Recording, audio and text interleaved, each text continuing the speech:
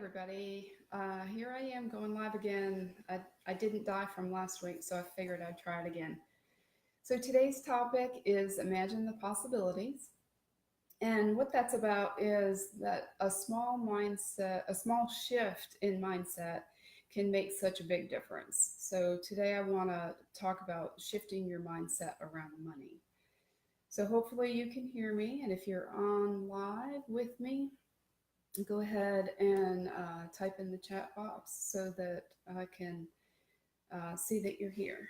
So we'll go ahead and get started. So I wanted to talk about why there's drama around money. At certain points in my life, I have had a lot of drama around money. And so when I coach my clients and I coach myself around this, I find that drama is all coming from what we think about money. So it's all coming from our thoughts. And so hang with me. I'm going to explain what I mean by this and where I'm going with this. I think it'll help with perspective when I explain what I'm talking about. So you think about this. Money is an inanimate object. Money is an inanimate object.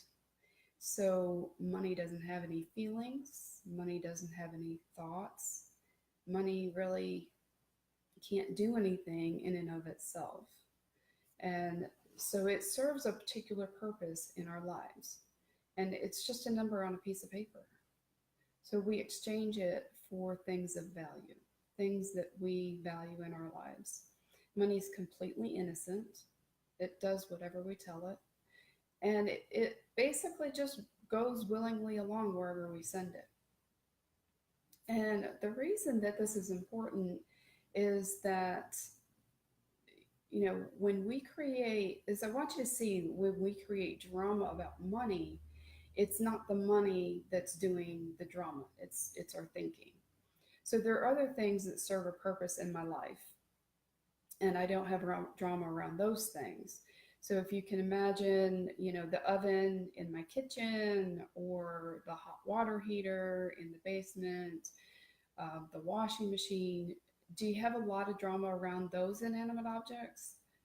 I'm thinking, I don't go around thinking, if I only had another hot water heater, then I could be happy. Or my neighbor's hot water heater is bigger than mine, so I must be a complete failure.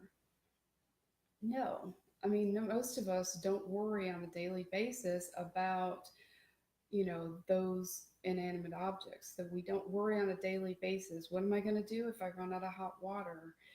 What if I don't have enough? And and but we're constantly worried about money. Even those that of us that try to avoid anything to do with our finances still have a lot of drama about money. It's just hidden in the background. We might be trying to cover it up or resist that thinking or those thoughts or those actions dealing with your finances, but it's still in the background and it's still impacting your results, those thoughts. And so when we don't know our numbers and we're resisting and avoiding dealing with our finances, we actually make the drama worse, because then, we always have a fear of uncertainty. So then there's this uncertainty in our mind, which is driving the drama even more so. And so then we spin a bunch of horrible tales about our finances and how horrible we are with money, and how we can't do this or we can't do that. But it's interesting that we actually believe the faulty logic of our brain. And even though we don't know what's going on with our finances because we're avoiding them or not looking at them or not doing anything about it, we can somehow for sure know that whatever it is definitely bad. So I find that really interesting. Now, I'm not trying to downplay money issues or poverty. I'm not trying to say that the thoughts we have about money are not valid. What I'm trying to get across is that it has nothing to do with the physical money. Um, and so money doesn't really care whether it goes to fund a church in a developing country or whether it goes to Amazon to buy stupid stuff that we really don't need. Money is completely neutral. It really doesn't care. But when we have drama around money, having money or not having money, managing our money well or managing it poorly, we make it mean something about our value as a person. And that's when it becomes a problem because those thoughts can cause feelings like guilt or shame. And interestingly enough, we can feel guilt or shame around money whether we have money or whether we don't have money. So some people feel guilt or shame about the fact that they have a lot of money or they have a nice house. And then other people have shame around not having money or not having a nice house. So that's how we know that it's truly our thoughts that are driving it and not the money itself. So, back to talking about the inanimate objects like our appliances. I don't feel guilty for having any of those things. I don't feel guilty for having a hot water heater. I don't feel guilty about having a washing machine. Um, and I don't make whether I have a washing machine or don't have a washing machine make it. I don't make that mean anything about me as a person. In fact, I rarely like consciously think about my washing machine or my oven. I just kind of go through my day, and if I need to use it, I use it. And, I don't really think that much about it. So, if I stopped to think about them, I would probably just think, I wouldn't have a lot of drama around it. I would probably just think something like, wow, I'm glad I have this convenience in my life. Now, if they break down, then we're going to think about them and we're going to realize how much convenience they do provide.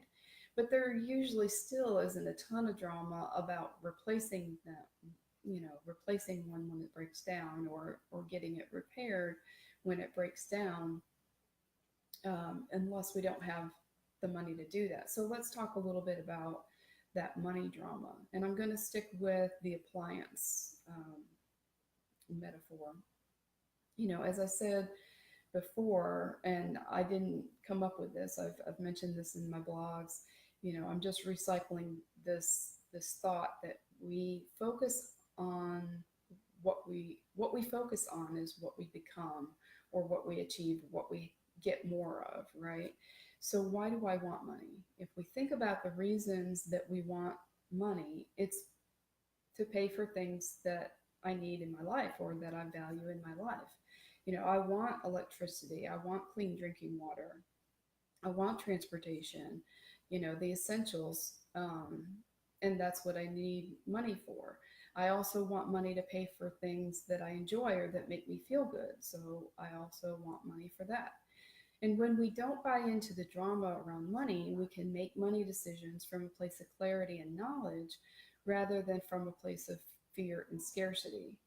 And we know that our thoughts create our feelings. So when we're making money decisions based on a place of clarity and knowledge or from a place of fear and scarcity, those feelings are all coming from what we're thinking about money. And so that's why this is important because, as I've said before, we can change what we believe just by focusing and working on those thoughts that we have. So, what if we focused not on the money itself, but on what we want to use that money for? So, when we shift our focus ever so slightly from the money to the outcome we want to have, or the outcome we want from having that money, then we become more open to the possibilities of how those things will come to us. And we have a lot less money around drama. So, humor me for a minute and let's try something with our brains. First, think of something that you use in your home and think about that breaking down. So I'm going to say that my washing machine breaks down.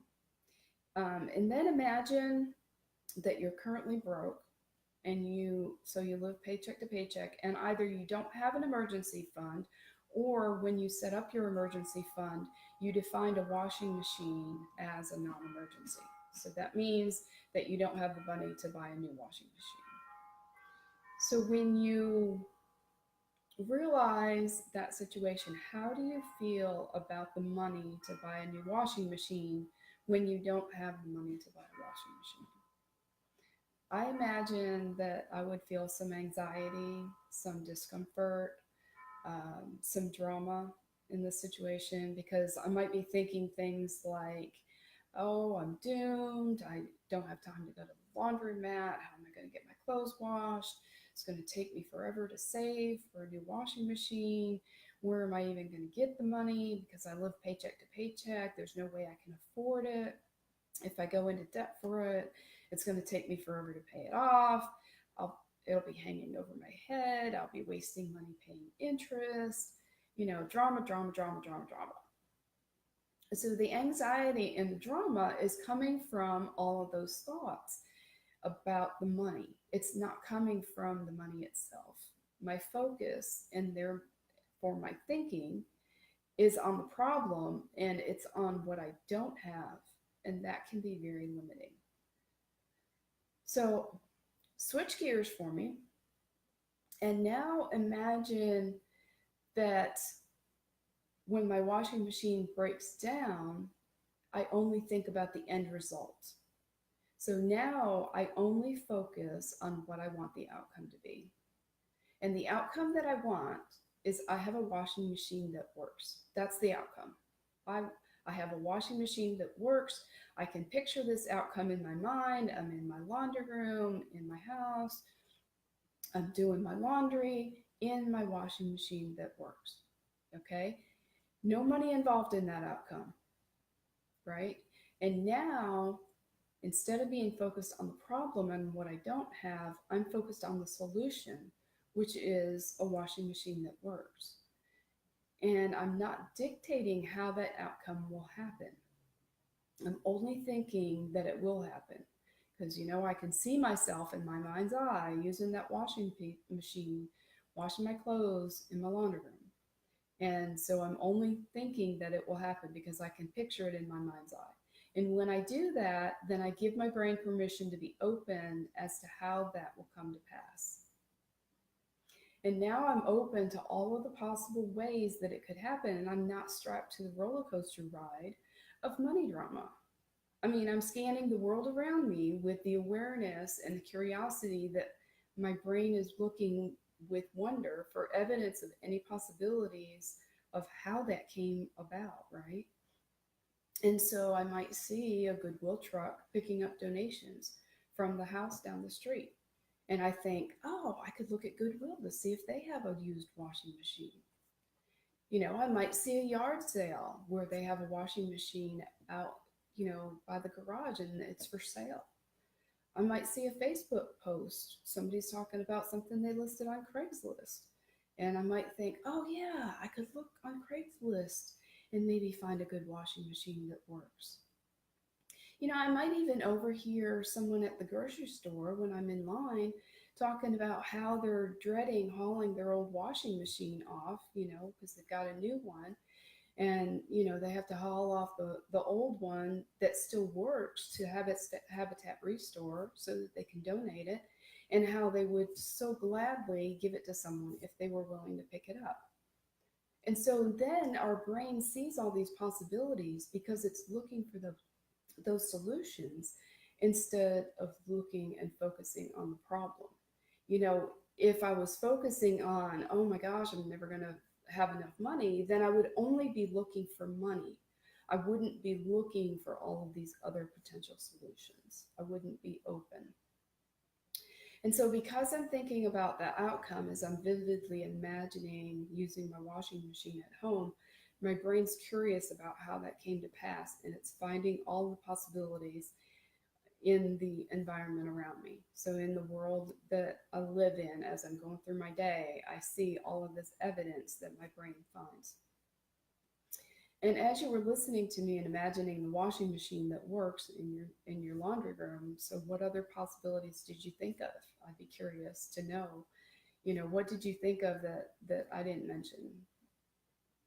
And so you see, when we think of only the problem, we see only evidence of the problem. We see only evidence of the lack of the thing that we don't have. And we have all of this drama around how we're going to pay for the problem, which leads to all kinds of drama around our money, why we don't have the money, why we can't get the money, why I don't deserve the money, on and on and on. All this drama. So when we focus on the outcome, we see the possibilities of all the ways that we can get there.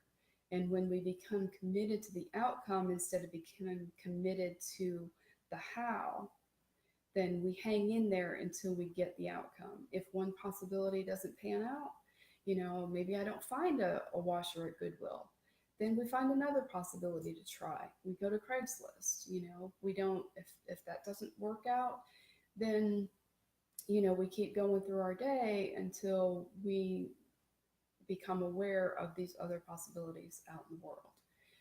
And, I've been really amazed at how just such a small shift in my mindset can have such a big impact on the outcomes in my life.